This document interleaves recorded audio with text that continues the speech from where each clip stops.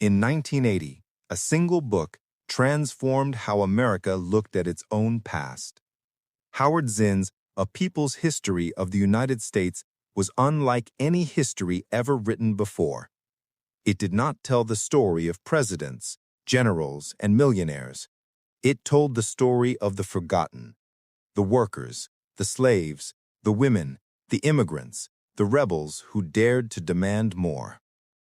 Today, we revisit his most powerful words and explore the meaning behind them. Zinn begins with a striking idea. The memory of oppressed people is one thing that cannot be taken away. This line sets the tone for the entire book. Nations may control armies, pass laws, and even censor books, but memory lives on in the people themselves. Memory of injustice becomes fuel for future resistance. For example, enslaved Africans in the United States passed down stories of survival through song and oral tradition. Those memories kept hope alive across generations.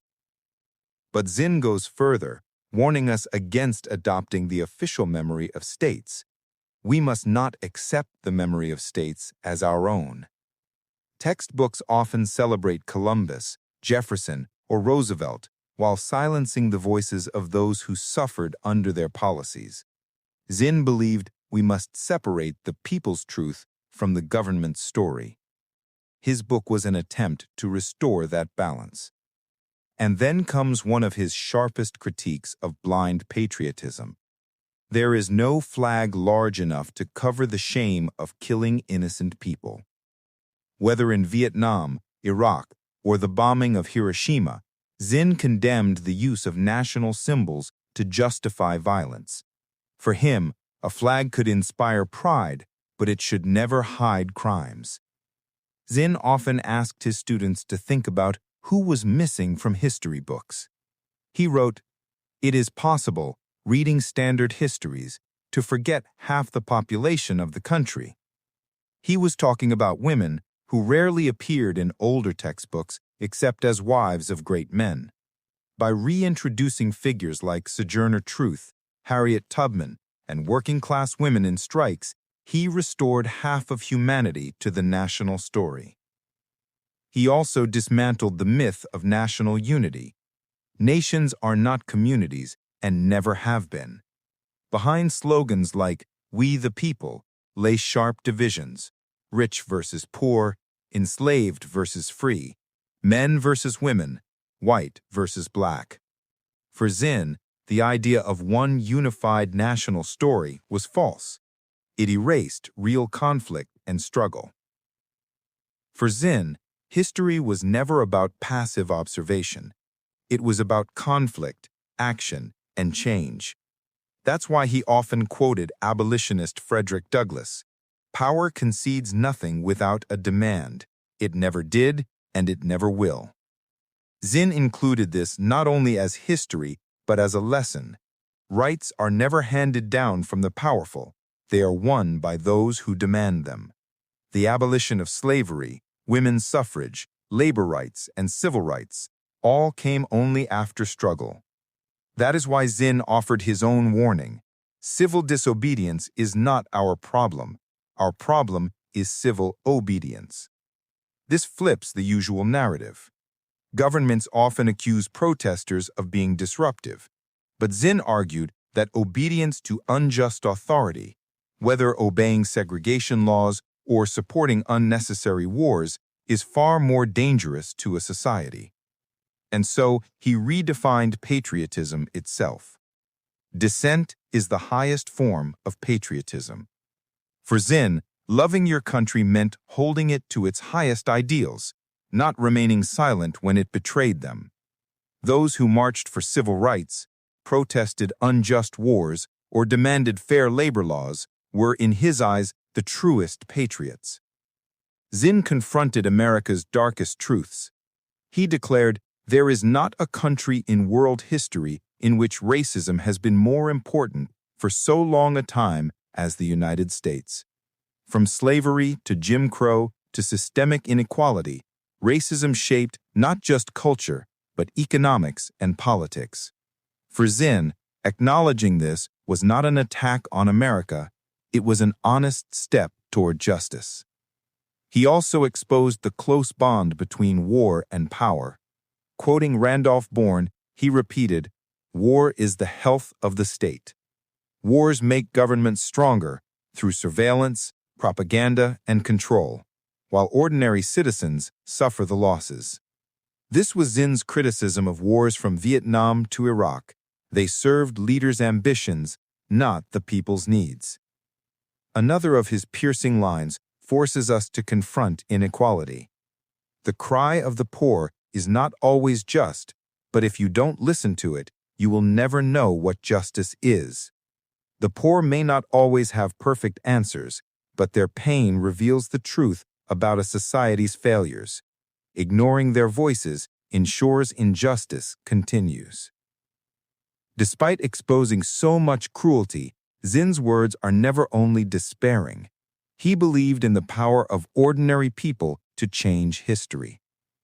One of his most quoted lines is, "Small acts, when multiplied by millions of people, can transform the world." This captures his philosophy of grassroots activism. A single strike may seem powerless, but when thousands join, industries shift. A lone protester may seem ignored, but when millions march, governments fall. That's why he insisted, protest beyond the law is not a departure from democracy, it is absolutely essential to it. Democracy is not preserved by silence and obedience, but by protest and accountability. Laws often trail behind justice. Think of slavery, segregation, or bans on women voting. In each case, the law was unjust until protest forced it to change. Zinn also reminded his readers that history is not inevitable. "I began to see history as a matter of choice, not of inevitability." This simple idea is radical. It means that the future is not determined by the powerful, it is shaped by the choices of ordinary people day by day. Perhaps one of his most practical insights was this: the really critical thing isn't who's sitting in the White House, but who is sitting in the streets, in the cafeterias, in the halls of government, in the factories. He argued that change never begins in Washington. It begins with people organizing in their workplaces, communities, and schools. Politicians respond only when people mobilize from below. And then perhaps his most hopeful reflection: to be hopeful in bad times is not just foolishly romantic. If we remember those times and places where people have behaved magnificently, this gives us the energy to act. And if we act, in however small a way, we don't have to wait for some grand utopian future. The future is an infinite succession of presents, and to live now as we think human beings should live is itself a marvelous victory. This passage sums up Zinn's vision. Hope is not naive, it is practical. History is filled with moments when ordinary people stood up and made a difference. Remembering those victories keeps us moving forward. Finally, Zinn left us with a challenge. If you don't know history, it is as if you were born yesterday. Ignorance of history makes us easy prey for manipulation. Without context, we believe every war is necessary, every leader benevolent, every policy justified. Knowledge of history is armor against propaganda. And he added another timeless reminder: dissent is what rescues democracy from a quiet death behind closed doors. For Zinn, the true danger is not chaos in the streets, it is silence, apathy, and indifference. Howard Zinn's A People's History of the United States is not just a book of the past, it is a guide for the present. His words remind us that history is not written only by presidents or armies. It is written in the memories of the oppressed, the voices of the forgotten, and the small acts of millions who refuse to be silent. When Zinn told us, small acts, when multiplied by millions, can transform the world, He was not offering poetry, he was describing history itself.